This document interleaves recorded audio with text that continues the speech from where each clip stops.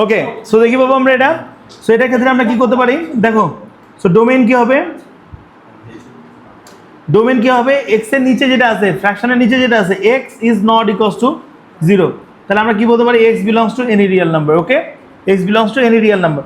So এরকম যদি থাকে ফাংশনটা যে f of x is equals to 3 divided by, ও আজকে আমি রেঞ্জও শেষ করতে পারবো বাবা, তাড়াতাড়ি দেখো, x মাইনাস 2। ওকে, তাহলে আমরা কি বলতে পারি, ফাইন্ড ডোমেইন, ফাইন্ড ডোমেইন। এটা করে দেখে বাবা কিভাবে করে করবো। সো তাহলে আমরা এখানে ডোমেইনটা কিভাবে করে করবো বাবা, নিচে যে পার্টটা আছে x minus 2 is not equals to 0, x minus 2 is not equals to 0। ওকে, তাহলে x মাইনাস 2 যদি নট ইকুয়ালস টু 0 হয় তাহলে x is not equals two 2। সবাই কি বুঝতে পারছি বাবা? তো লেটস সি যদি আমরা এটাকে করি, f of x equals to যদি উপরে থাকে হলো 2x প্লাস 5, নিচে কি থাকবে, নিচে থাকবে হলো 3x minus 1। Find domain. Okay, so let's see বাবা, আমরা যদি এটাকে দেখি, নিচের পার্টটা কি, নিচের পার্টটা হচ্ছে 3x minus 1 is not equals to 0, right?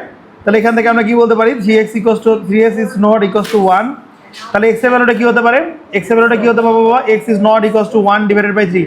এখানে অবশ্যই লিখতে হবে x belongs to any real number. Okay.